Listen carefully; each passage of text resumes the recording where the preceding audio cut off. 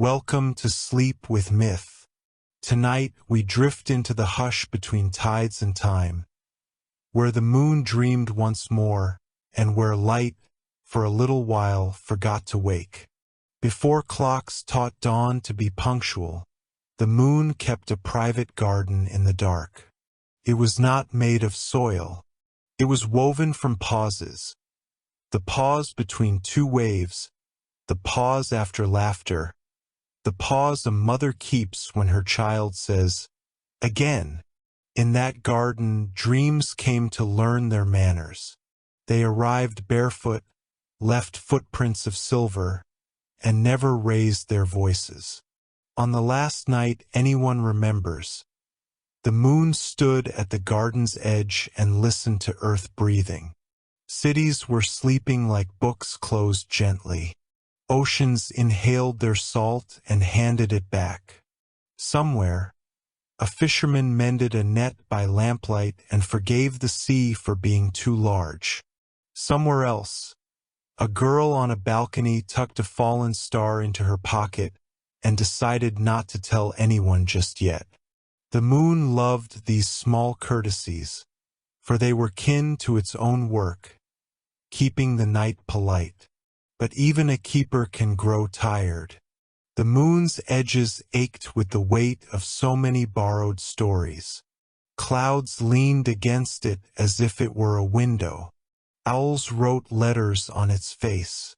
Lovers kept hiding keys in its craters and forgetting which kiss was the right one to find them. And so, the moon did what no one expected. It decided to rest. Not the way it always rested, turning its cheek to the dark and letting the tides click forward, but truly rest. It chose to dream. Only a little, the moon promised the sea. "I will wander in the garden and return before morning." The sea, who has seen every vow and learned not to interfere with sincere ones, swayed in agreement. The moon entered the garden and closed the gate behind it. A drift of quiet fell like the first page of a prayer.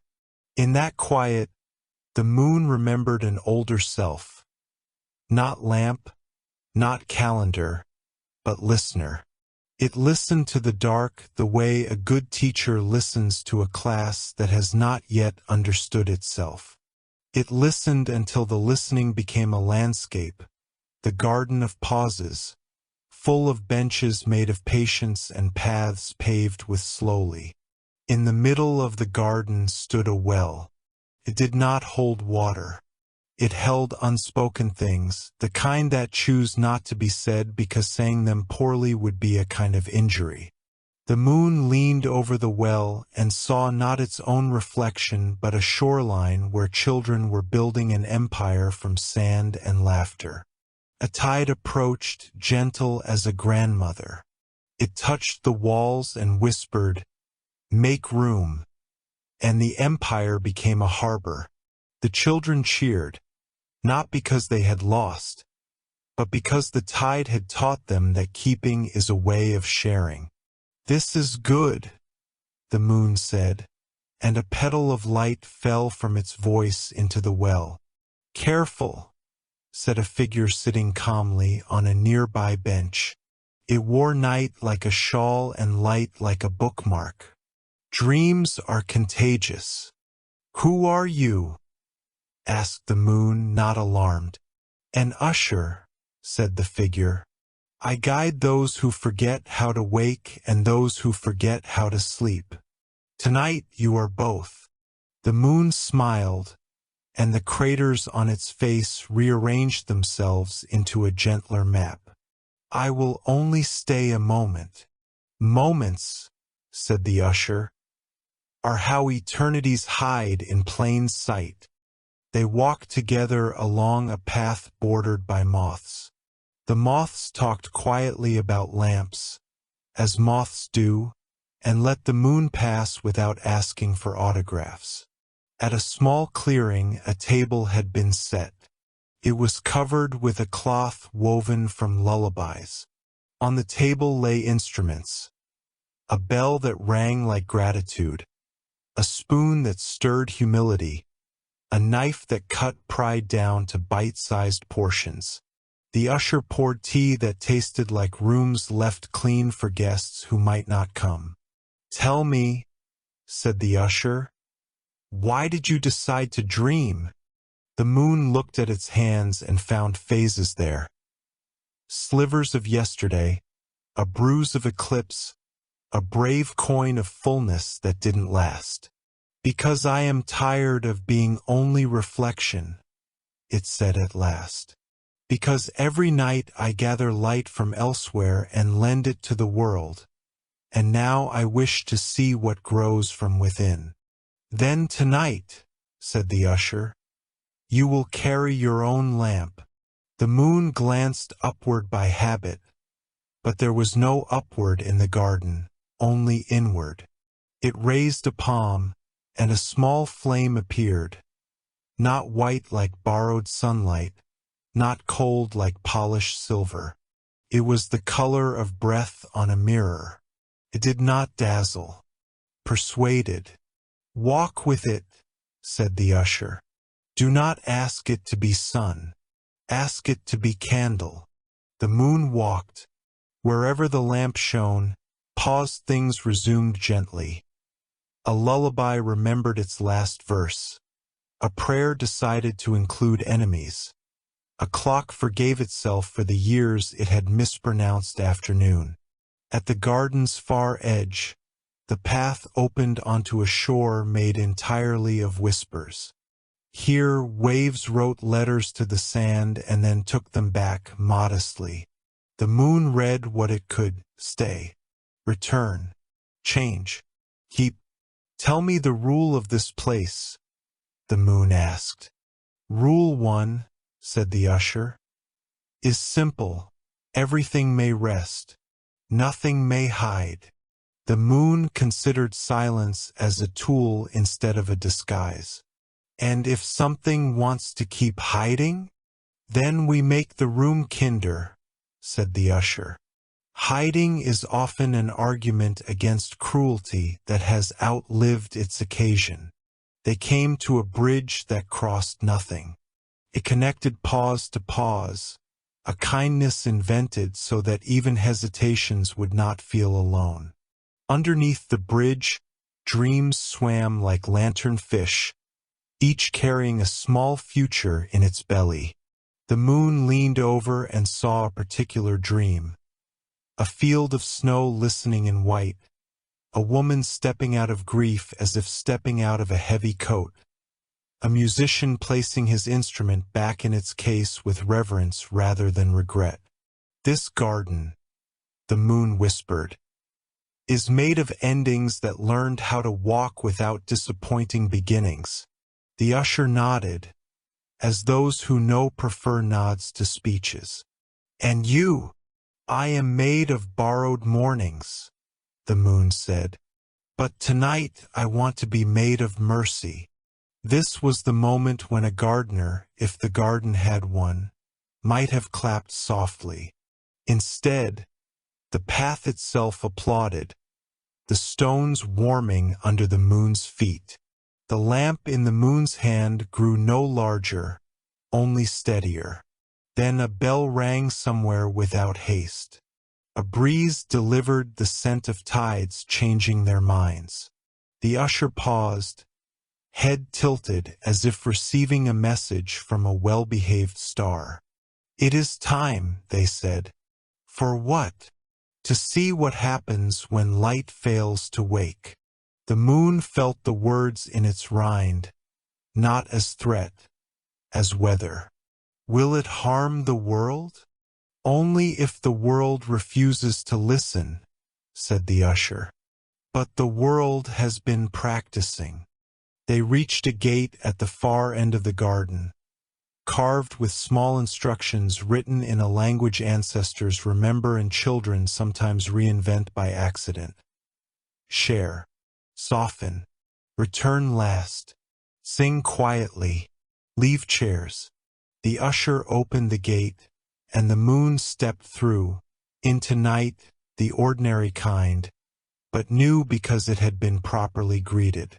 Back in the sky, the moon lifted the small inner lamp and breathed across its surface. The breath made no wind. It made room. And for reasons the astronomers would later blame on unusual atmospherics and the poets would correctly blame on grace, the sun did not arrive on time. On the blue world, dawn hesitated. The eastern line held its breath the way an audience does when the curtain decides to practice patience. Birds waited without complaint, as if they had always suspected morning was optional. Bakers lit their ovens anyway. Bread is brave. A fisherman, surprised to find the sea honest in darkness, launched his small boat and spoke to the water as to an old friend who had finally confessed to fear. Lamps stayed on, not defiantly, companionably. And somewhere, the girl with the balcony stone cupped the small star between her hands and said, "You may remain a secret and still be true. Light forgot to wake," someone said in a city whose windows knew the calendar by taste, not by sight.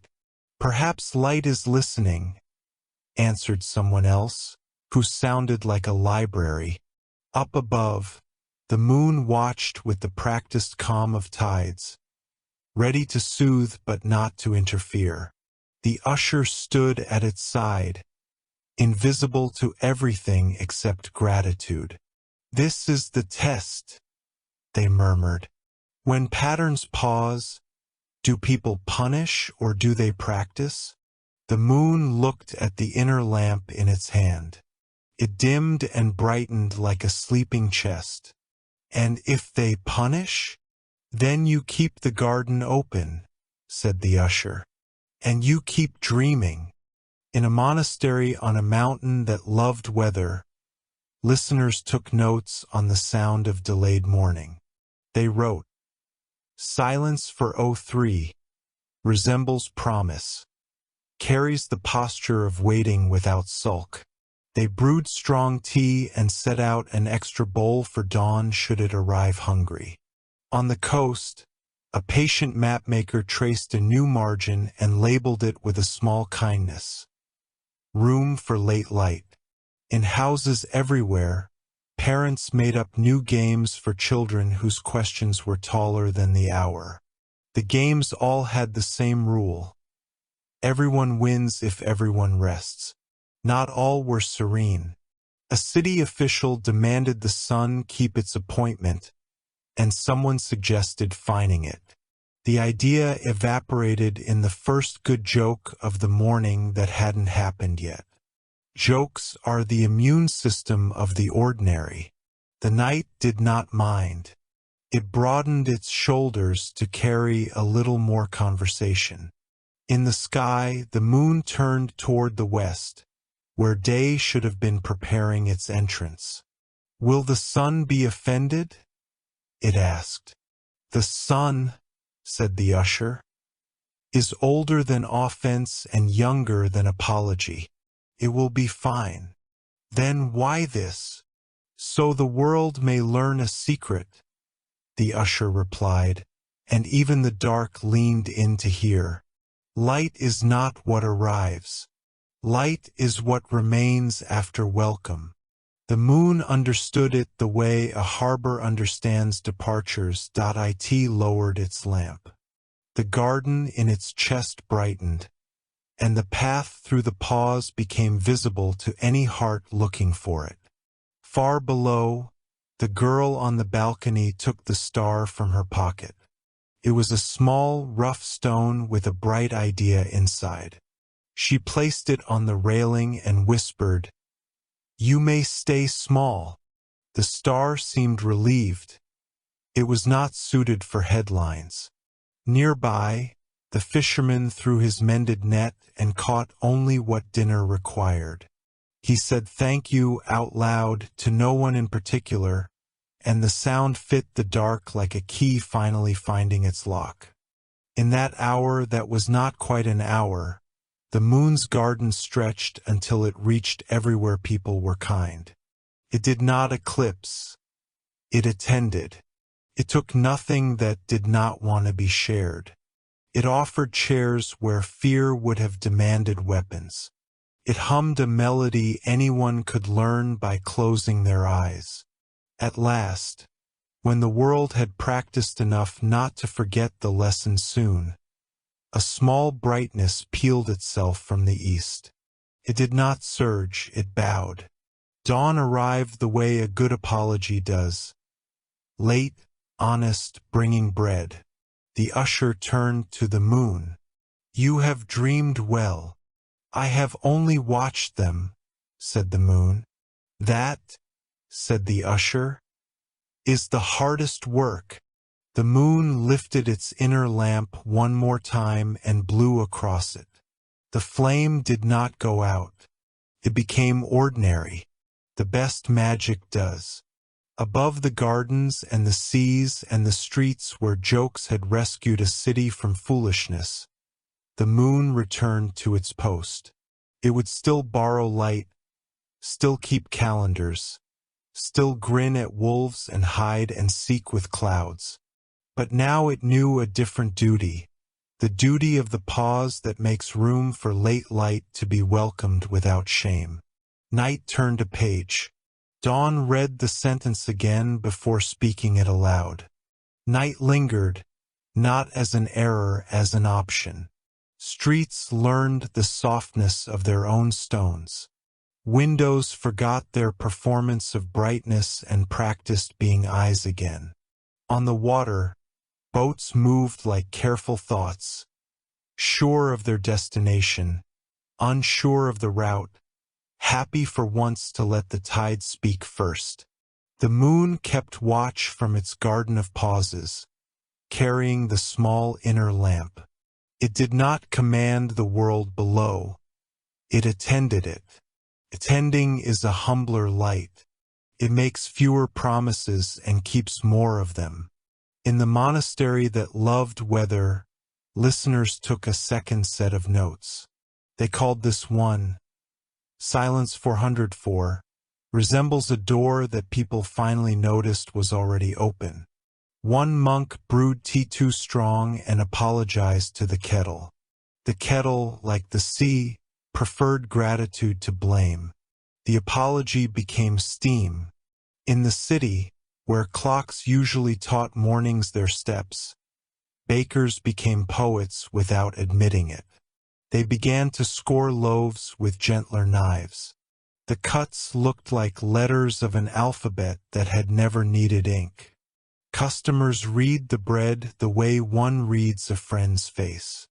The rumor started that you could taste patience now. Lightly sweet, like the air in a room where someone has just decided not to be cruel. On the balcony, the girl with the small star, the bright idea in a stone, kept it beside a clay pot where nothing had agreed to grow all summer. "You may stay small," she had told it. Smallness suited the star the way quiet suits courage. Before midnight, a first sprout turned like a listener toward a story. Before dawn that did not come, a second leaf practiced green. "Welcome," said the girl, and meant it toward more than the plant. The fisherman who had forgiven the sea rose earlier than most. He found his net honest and his boat less lonely. Far offshore, the path of late light wove itself into the swells like a seam a mother had sewn.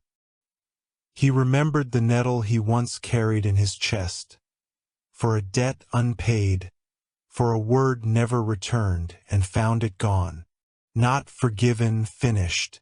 Completion is a quieter noun than people suppose. Elsewhere, impatience practiced its manners.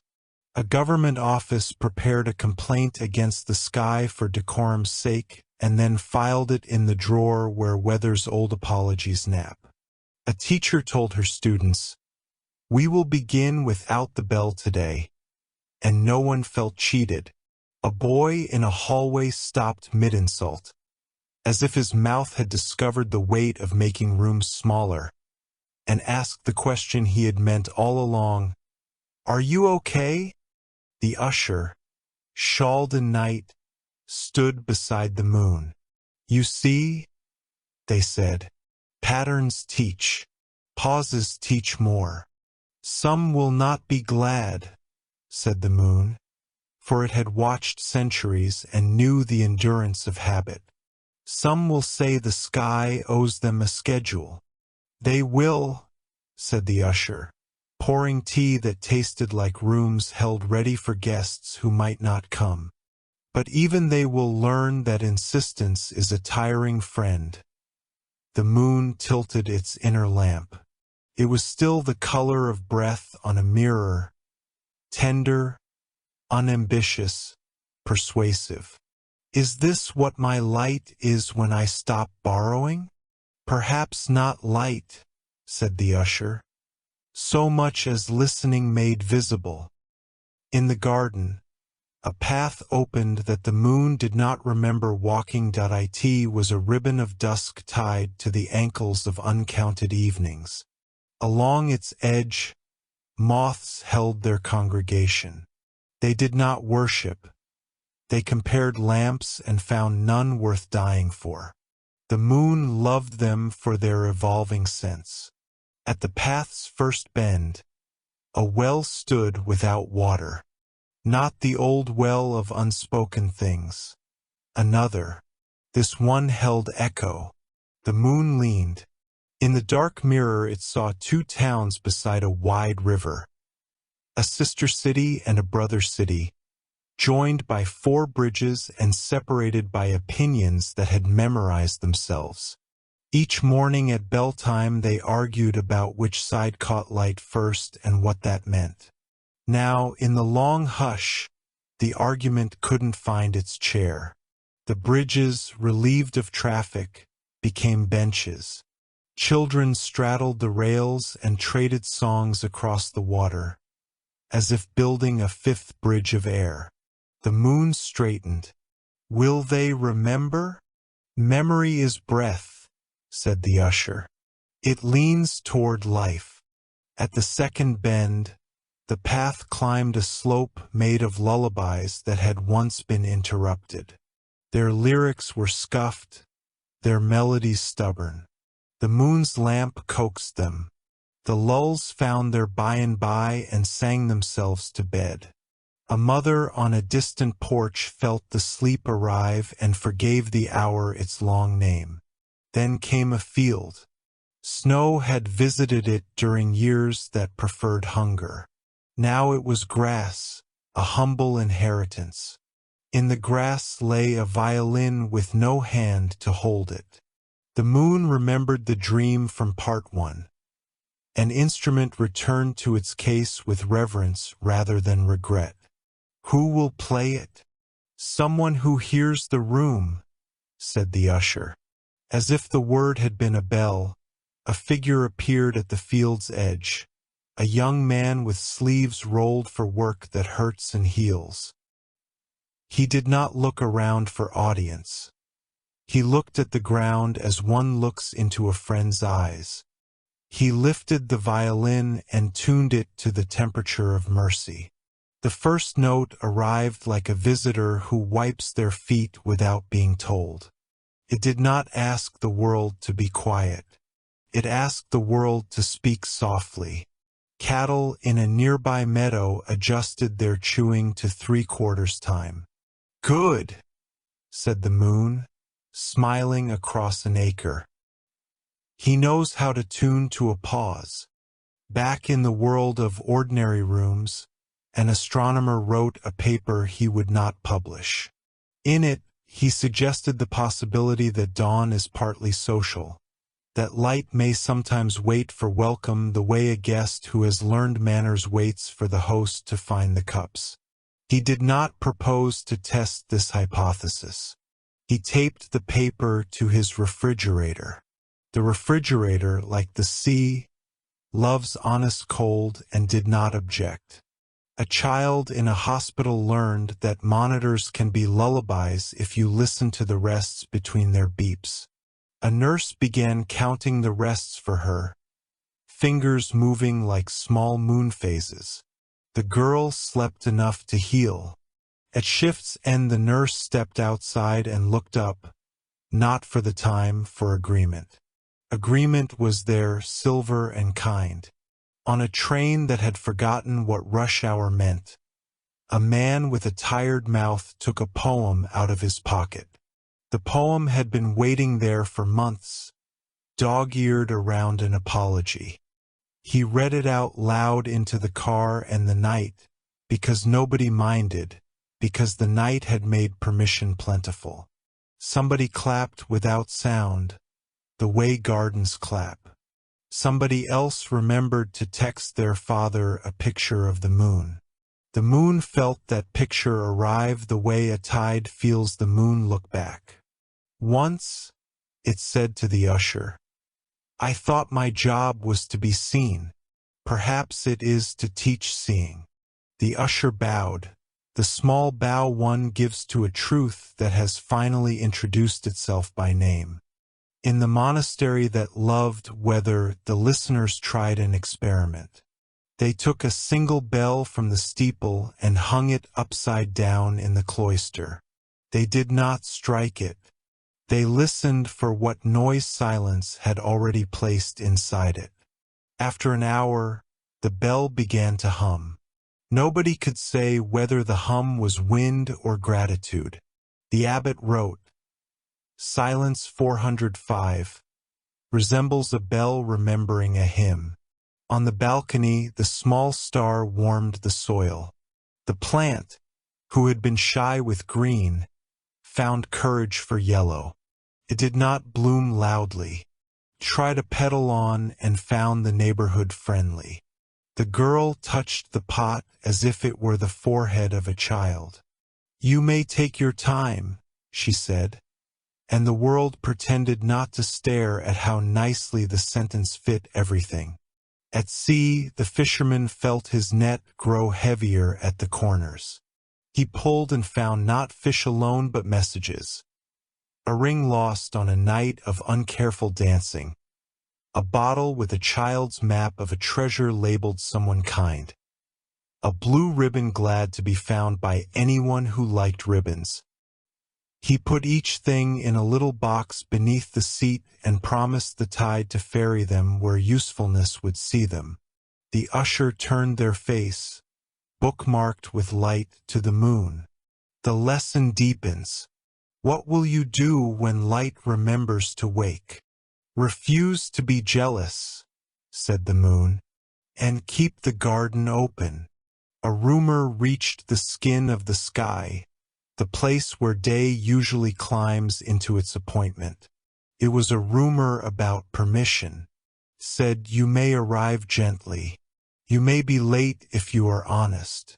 You may hold back if your brightness would shame someone trying to mend." The rumor had never felt so welcome. Rumors prefer doorways. At last, as in part one, the east peeled. The peel did not shine. It breathed. The first blade of light placed itself on the world the way a hand places itself on a shoulder, offering support, not ownership. Birds tried a few notes and found them almost ridiculous with joy. One corrected herself. Another didn't bother. Bread was taken from ovens without pride. It never had pride, we supplied that. The bakers, now poets, decided to continue scoring loaves with letters of a gentler alphabet. The moon, seeing the return of schedule, felt no lessening. The inner lamp did not go out. It learned modesty so complete it could pass for air. "Is there more?" asked the moon, because keepers always ask that when a room has been set straight. "Yes," said the usher. "Dreams ask to be taught how to wake without breaking." "Then bring them," said the moon, and a procession arrived. Small night thoughts wearing morning shoes. Ideas that had grown too heavy in darkness now tried color. Griefs that had tried to be gods laid down their scepters and asked to be candles instead. The moon used the knife that cut pride into bite-sized portions and the spoon that stirred humility, and made for them a meal called ordinary life. They ate until they remembered their names. Rule 1. The moon repeated to them, "Everything may rest, nothing may hide." One dream, particularly stubborn, looked up with the face of a king who did not wish to abdicate. "Even I," it said. "Especially you," said the moon, and set a chair for it beside the well of echo. Kings learn listening there or they become museums. This one leaned, startled by the way its crown sounded when it stopped ringing itself. In the town, the mapmaker from another story sent a letter to a friend near the monastery. "We have redrawn the margin to include tide of late light. It looks like a braid. Please tell your bell we have saved it a seat on the map." Asterisk, the friend wrote back. Asterisk, the bell has learned to hum without boasting. It accepts. Asterisk, in the margins of both letters, tiny crumbs of bread fell like signatures. An office worker, ashamed of a habit of sighing like a winter window, took a walk at lunchtime under the still generous night. The sigh left her and became weather that did not belong to her alone. She thought of returning home with a different mouth. She thought of calling her mother. She bought a loaf with funny letters on it and read them as if learning to speak. The moon lowered its lamp toward the sea. The fisherman, now with 2 boxes of found things, held up the bottle labeled "Someone Kind." The moon, who knows the geography of kindness better than snow knows roofs, tilted the tide. The bottle floated toward a shore where a child with a red scarf was building a harbor from driftwood. The child opened the map, laughed, and put the scarf on a rock like a flag that says welcome in a language gulls respect. Toward the end of the long night, something difficult approached. A procession of lights that refused to be gentle. They came with the impatience of a parade that forgot who closed the street for it. The moon lifted its lamp. The usher untied their shawl and draped it across the path. "Hush," said the shawl, not with scolding, with reminder.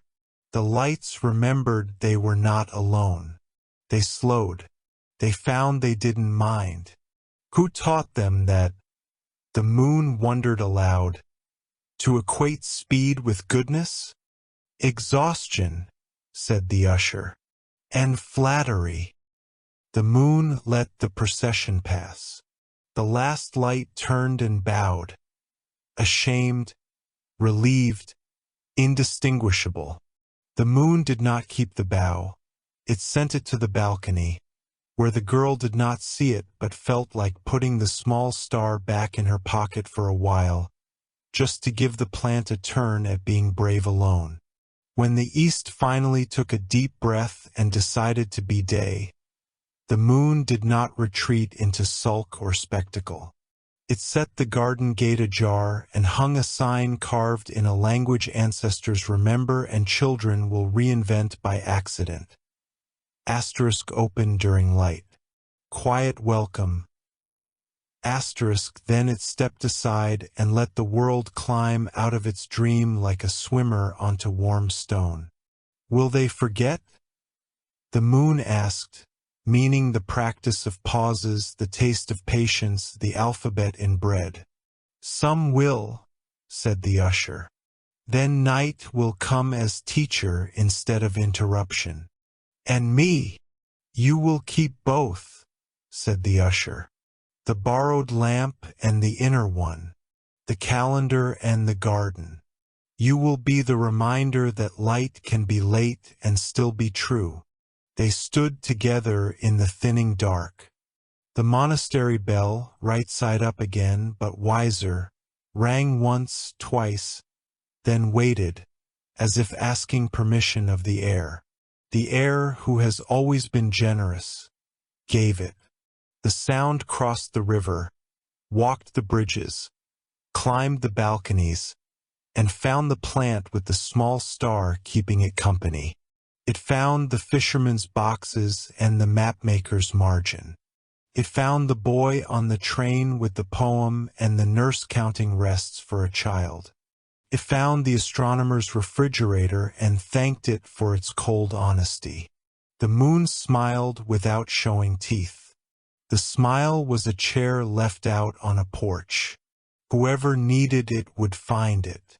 The world had entered its longest hush.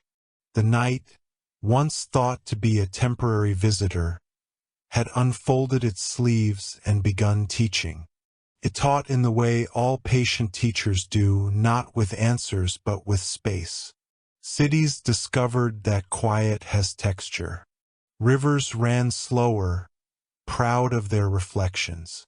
Candles burned lower but steadier, like conversations that have stopped trying to impress. And in the sky, the moon, dreaming still, drifted through a landscape built entirely of memory. The garden of pauses had changed. It no longer rested between tides. It breathed with them. Every flower was made of a moment someone had once misunderstood and then forgiven.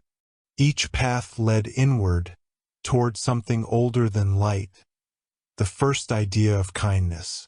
The moon walked barefoot, felt the earth beneath, cool, knowing, almost amused. Its inner lamp swayed gently in its hand, glowing the color of remembering rather than seeing. In that light, the garden began to hum. From the hum rose shapes, silhouettes made of forgotten dawns. They gathered around the moon like moths who had become music. One of them stepped forward, a soft radiance, not blinding but tender. "Do you know me?" it asked. The moon tilted its head. "You are familiar." "I am the first light," said the radiance. The one that woke before waking had a word for itself. When the world was still mostly wondering, I was the shimmer between question and answer. The moon bowed slightly. "Then you are my parent." The light smiled. "And you my echo." But echoes forget the song they were born from, until silence reminds them. They walk together through the dream. The moon asked, "Why did I grow tired? Why did I need to dream at all?" The first light looked across the field of quiet blooms. "Because even radiance must rest in shadow," it said. "You borrowed brilliance for eons, but never paused to feel its weight. Reflection without rest becomes performance. You were never meant to only mirror, you were meant to mend." The moon watched its own hands, silver, trembling. "I mended tides, I softened nights, I held lovers' secrets. What else was there to heal?" "Yourself," said the light. "Every time you shone for them, you forgot to shine for you." Far below on the blue world, the lesson echoed. The monastery that loved whether brewed tea for those who had stayed awake all night listening to the dark. They didn't call it ceremony. They called it keeping company. Outside, the bell remained still, content to hum instead of ring. Inside, one monk whispered, "We have mistaken brightness for purpose." And in the city, a woman walking home under the dim sky paused before a fountain that had stopped flowing.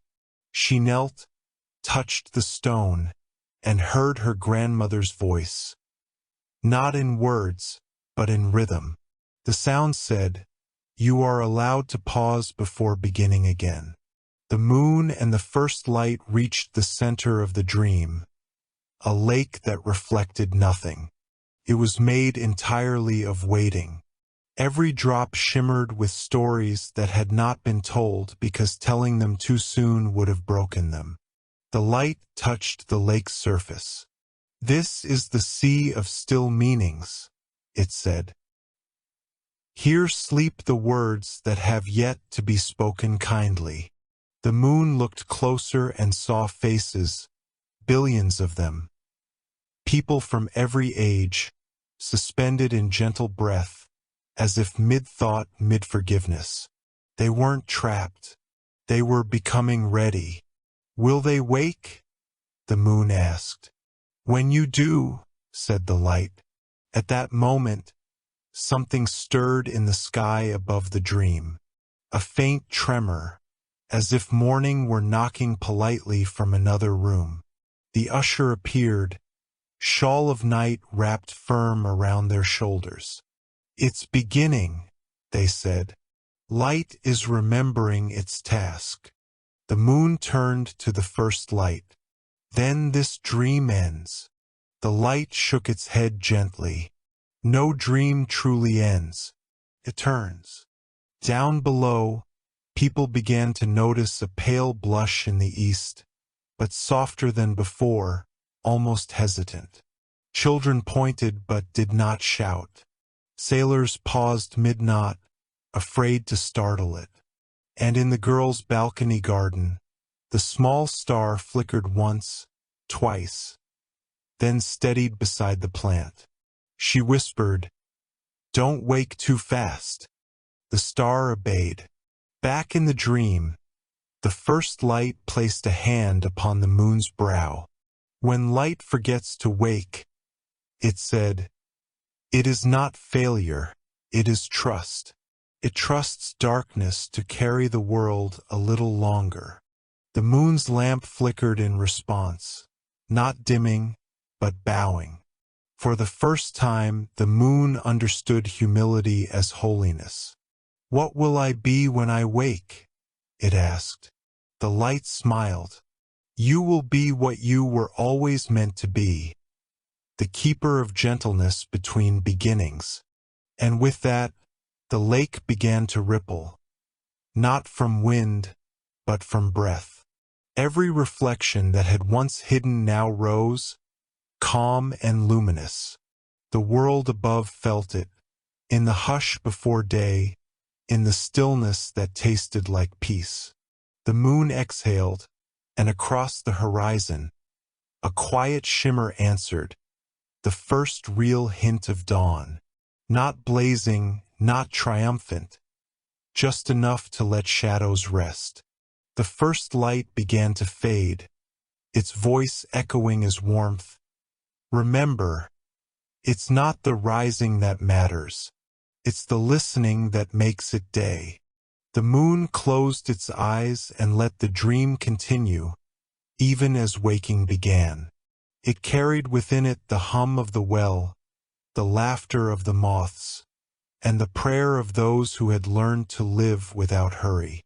The sky turned, softly, slowly, as if afraid to interrupt what it had just understood, and the world, still half asleep, whispered its thanks. The dream had begun to thin, like mist deciding which mountain to leave first. Every sound in it had weight, and every silence had shape. The moon felt the edge of waking approaching, not as an alarm, but as a tide. It did not hurry. Tides that hurry forget how to return. In the sky of its sleep, stars hung lower, listening. The usher waited at the gate of the garden, shawl drawn close, the color of patience. "Soon," they said, "you will open your eyes and the dream will fade." The moon shook its head. "No," it said softly, "not fade. Settle." The usher smiled. "You are learning the difference between ending and resting." They began to walk once more, this time not through the garden but through a hallway of memory. Each door they passed opened into a moment the moon had watched from above. A mother closing a window during stormlight. A king refusing war after dreaming of children made of ash. A poet tearing a page and smiling because the tear was shaped like forgiveness. Behind every door, the moon saw its light, the reflection it had once given. But now it looked different, like something returned improved. Far below, the blue world moved carefully through its extended twilight.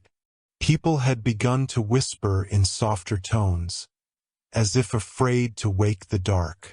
Markets opened late, music happened earlier, and arguments lost interest halfway through.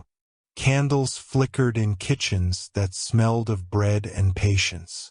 The girl on the balcony had named her flower. She called it If.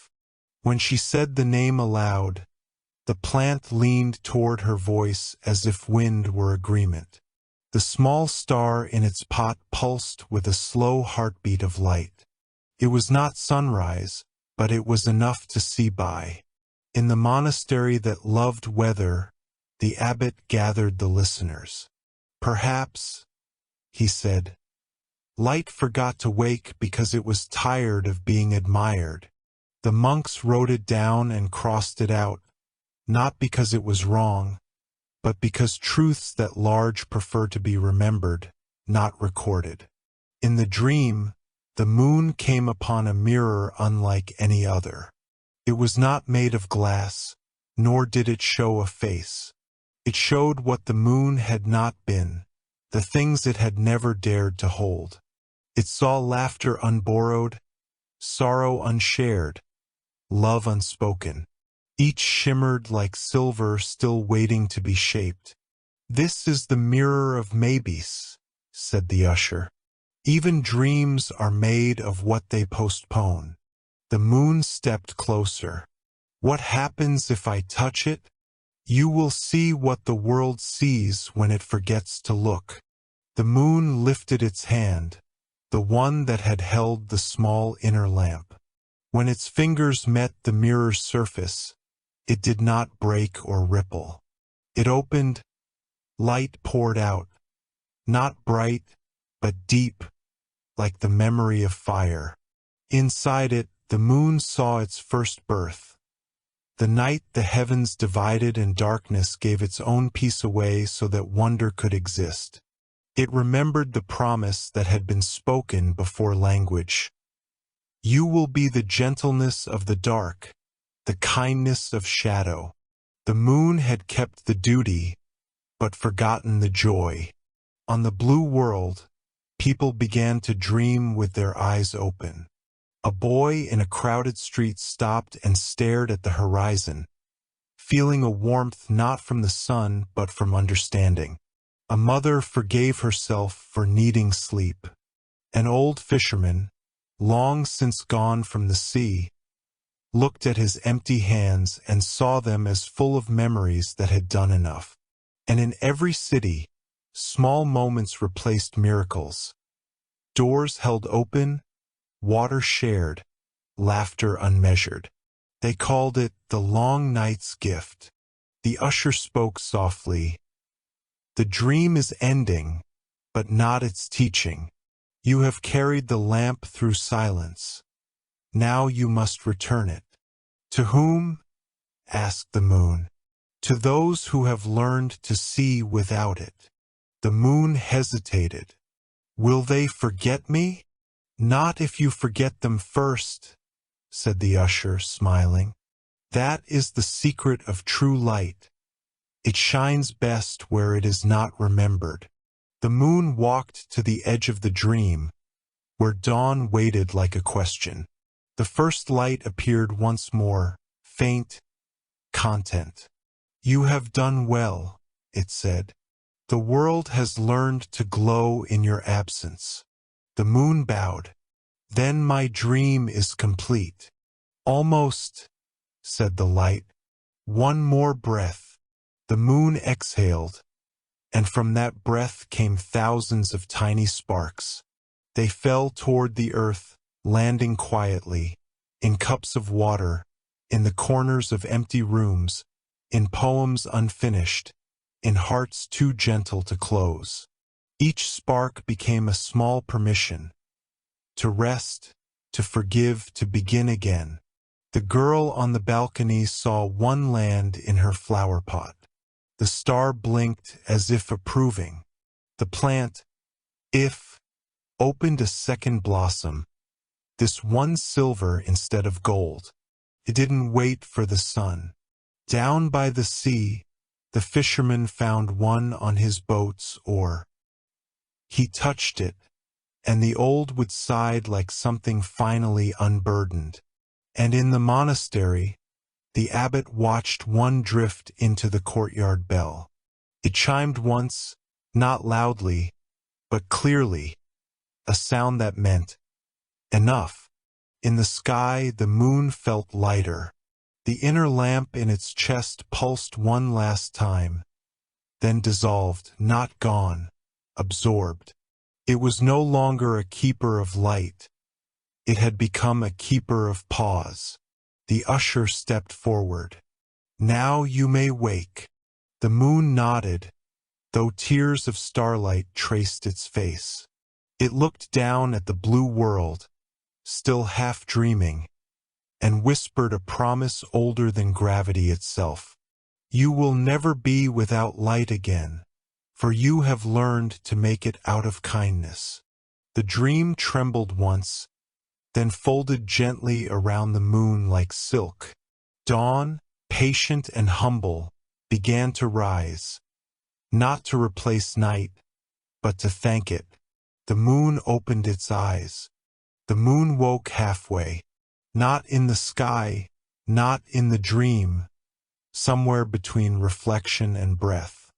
It could feel the hum of the stars, but they no longer orbited it. They listened. It could hear the tides below, but they no longer followed it. They remembered. The space between sleeping and waking had become a shore. The moon stood there barefoot, waves of memory touching its feet, each wave a whisper of something it had illuminated once. A birth, a kiss, a promise broken softly enough to be forgiven. The usher was there too, though their shawl was gone. They looked lighter now, as if night itself had exhaled. You have reached the in-between, they said. Few linger here. It is where light learns to speak gently. The moon smiled faintly. Then I am home. Far below, the blue world was stirring in ways no dawn had ever caused. People didn't rush to the horizon anymore. They looked inward, toward small flames lit in windows, toward eyes that reflected warmth without needing the sky's permission. The girl with the flower, if sat beside her blooming plant. The golden blossom had wilted slightly, but the silver one glowed steady, refusing to fade.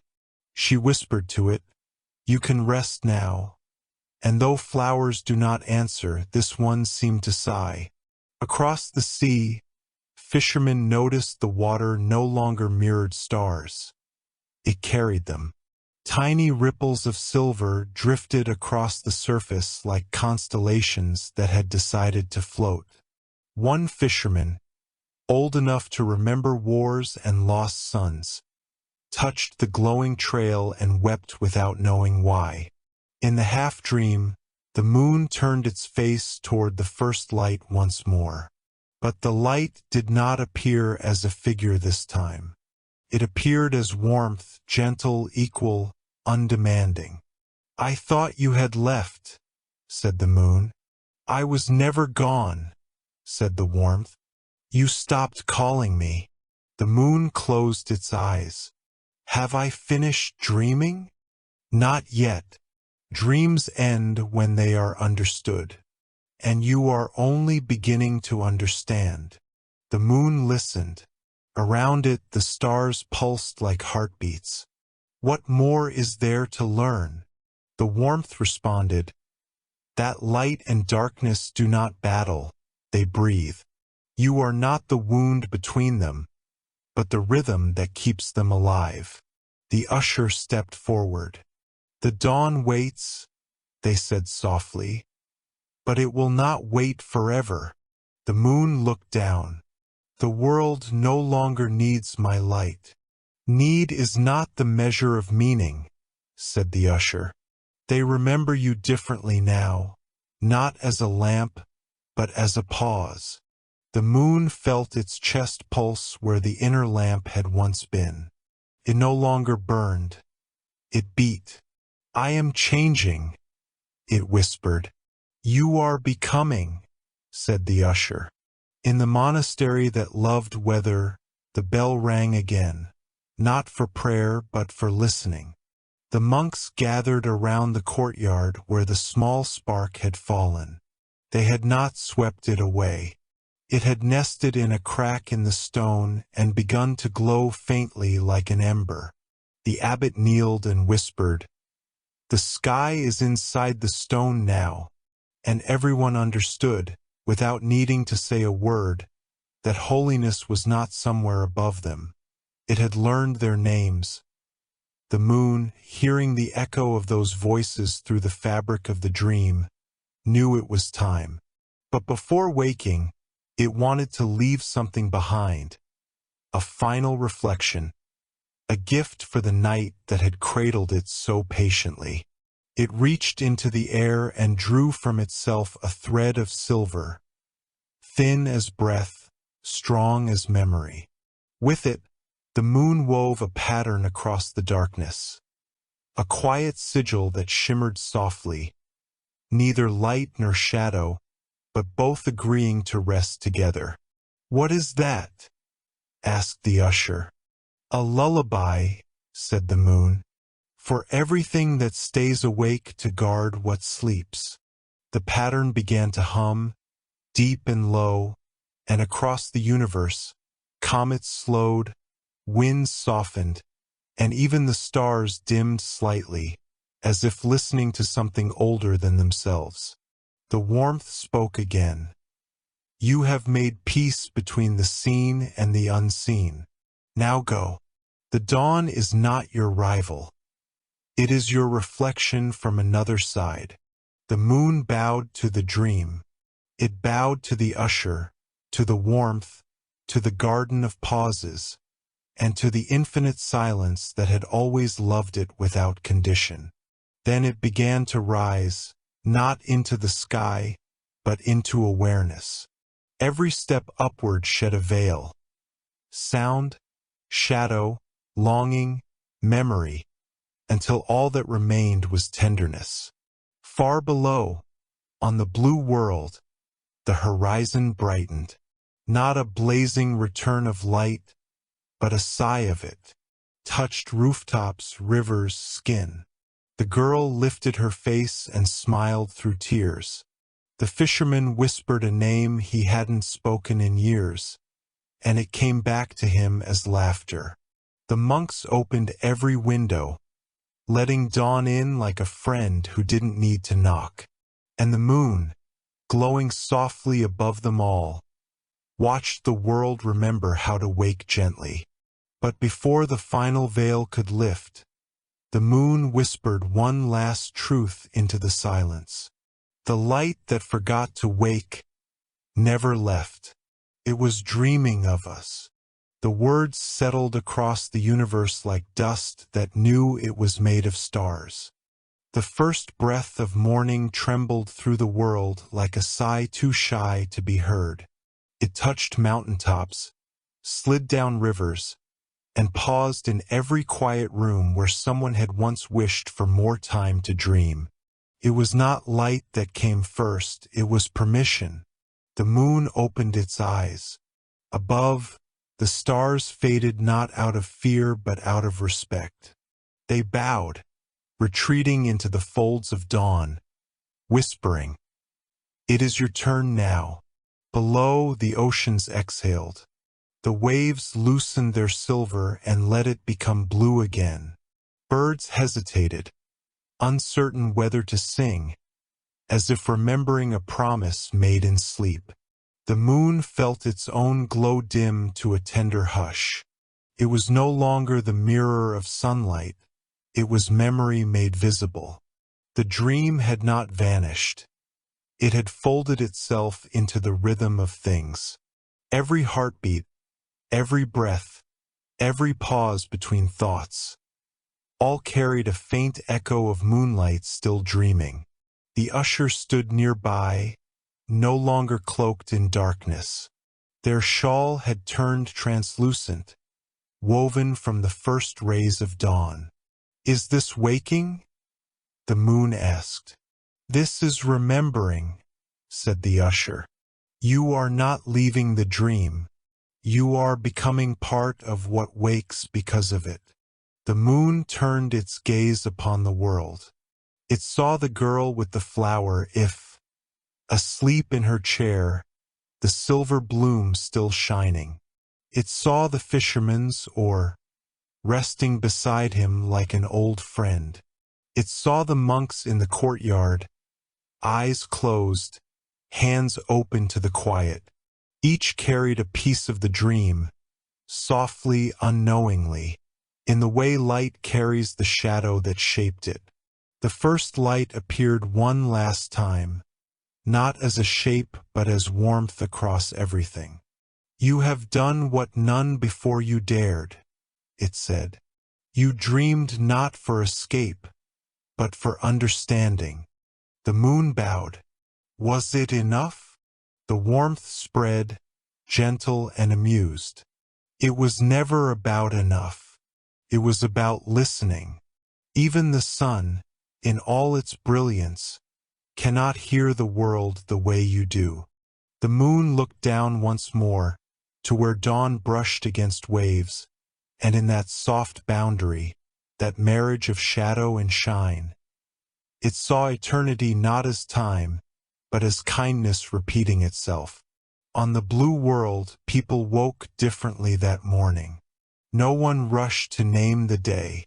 They opened curtains slowly, let light fill corners it had forgotten. Children pointed not at the sky, but at reflections in cups of tea, at glimmers in puddles, at the shimmer in each other's eyes. The girl woke to find her flower's silver bloom fading, but in its place was a seed, small, patient, eternal. She touched it and whispered, "Thank you for staying." The fisherman looked at the water, saw no glow, and smiled anyway. The monks rang the bell not for ceremony, but for gratitude. And somewhere, in the rhythm of it all, the dream continued, not as story, but as stillness. In the sky, the moon's glow softened into a whisper of silver. Could feel the sun's warmth rising behind it, gentle, grateful. They did not compete. They conversed. The moon closed its eyes not to sleep, but to listen. And in that listening, the last words of the first light returned. When light forgets to wake, it dreams, so that waking will know where it came from. The moon smiled, a curve of quiet joy across the brightening sky. The dream had ended, but its hum lived on, in the heartbeat of oceans, in the pause between dawn and day, in every being who dared to rest long enough to remember. The world turned, and for a single moment, both sun and moon shared the same horizon. One rising, one fading, each bowing to the other in luminous respect. Between them hung peace, glowing like a breath that refused to end. And as that peace spread across heaven and earth alike, a soft voice, old as silence, young as wonder, whispered through everything that had ever dreamed. Thank you for listening to Sleep with Myth. End of the moon's last dream, when light forgot to wake.